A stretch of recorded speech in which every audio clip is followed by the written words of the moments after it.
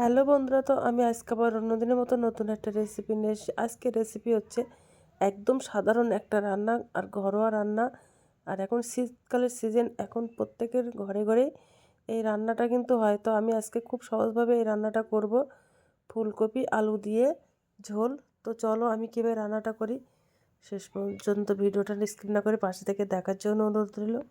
তো দেখো, আমি একটা ফুলকপি নিয়েছি, এই ফুলকপিটা কেটে নেব। তো দেখো, ফুলকপিগুলো আমি এই সাইজের কেটে নেব। কাটা তো হয়ে দেখো, গেছে আমি আর ফুলকপি আলুগুলো সব কাটা কেটে হয়ে নিয়েছি, গেছে। আর আলুগুলো আমি এই সাইজে কেটে নিয়েছি, পাতলা পাতলা করে আর লম্বা লম্বা মতো করে নিয়েছি।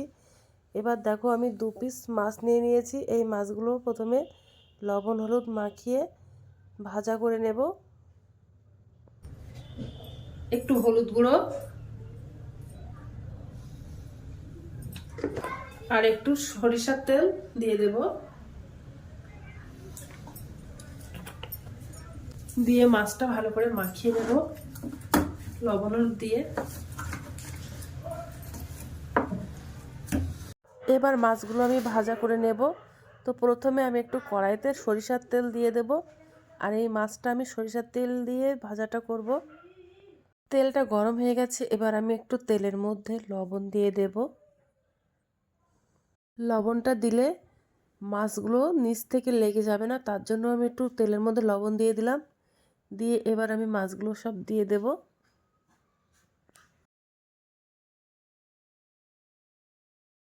প্রথমে মাছগুলো আমি ভাজা করে নিচ্ছি, তারপরে আমি ফুলকপি আলুগুলো ভাজা করে নেব।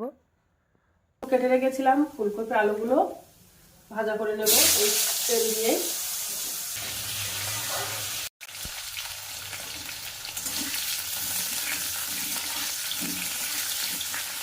তো আলুগুলো ভাজা করা হয়ে গেছে, এবার তুলে দেব।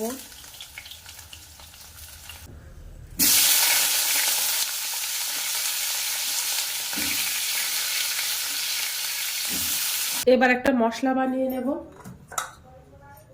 তো আদা,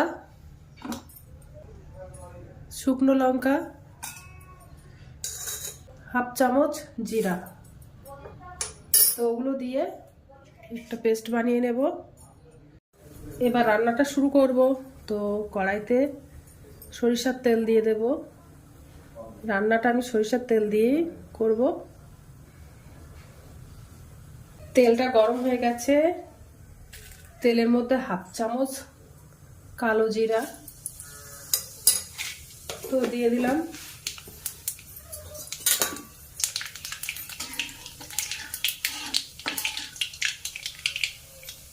ওর মধ্যে পেঁয়াজ বাটা, তো পেঁয়াজ বাটা দিয়ে দিলাম।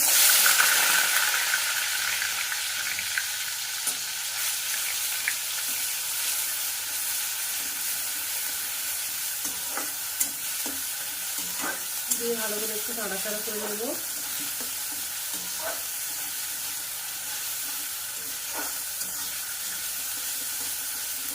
তো পেঁয়াজটা লাল লাল করে, হালকা লাল লাল করে ভাজা করে নিয়েছি।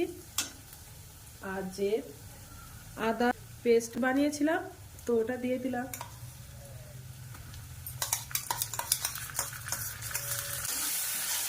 দিয়ে ভালো করে একটু নাড়াচাড়া করে নেব।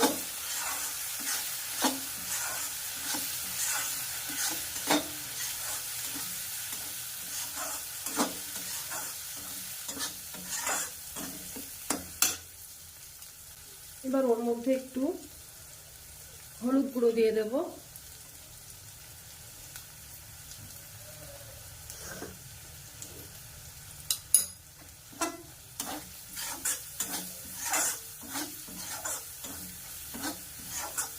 আর একটু কালারের জন্য লাল লঙ্কার গুঁড়ো দিয়ে দেব।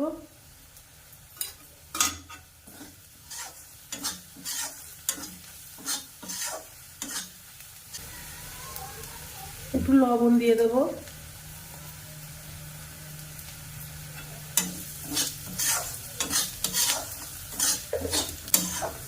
দেখো মশলাটা লাল লাল মতো হয়ে গেছে, তেল ছাড়া ছাড়া মতো হয়ে এসছে। এবার ওর মধ্যে টমেটো বেটে রেখেছিলাম, টমেটো বাটাটা দিয়ে দিলাম।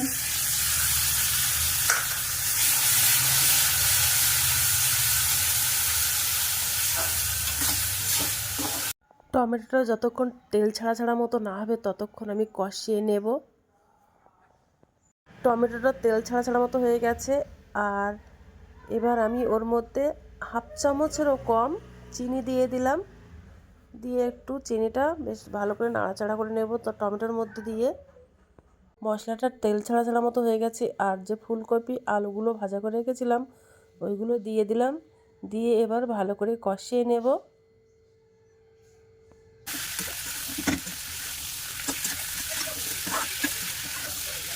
ফুলকপি আলুটা ভালো করে কষিয়ে নিয়েছি, এবার আমি ওর মধ্যে 1 বাটি মতো জল দিয়ে দেব।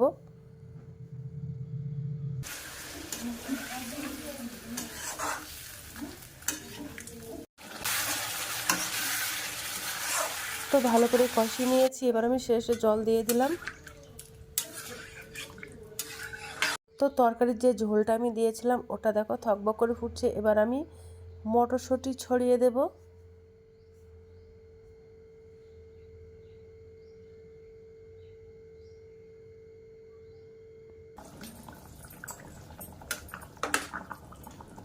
আর ফুলকপিটা এখন রান্নার শেষের মুখে, এখন এবার আমি মাছ দিয়ে দেব, যে মাছগুলো ভাজা করে রেখেছিলাম।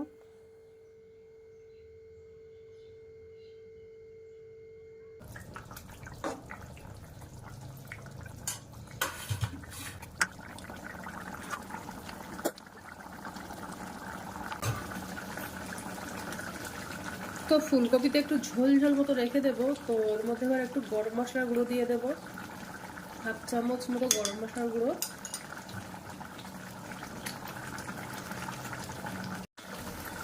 আর উপর থেকে একটু কাঁচা লঙ্কা ছড়িয়ে দেব।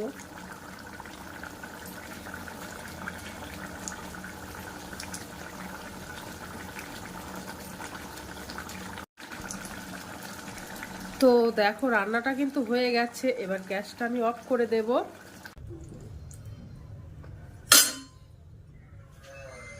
তো আমার রান্নাটা হয়ে গেছে, আর তোমরা এটা গরম ভাতের সাথে পরিবেশন করতে পারবে।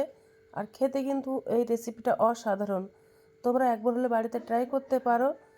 তো আজকের দিনের মতো ভিডিওটা এখানে শেষ করছি। আগামী দিন আবার একটা নতুন ভিডিও নিয়ে চলে আসবো। তো টাটা, বাই বাই, সবাই ভালো থাকবে, সুস্থ থাকবে।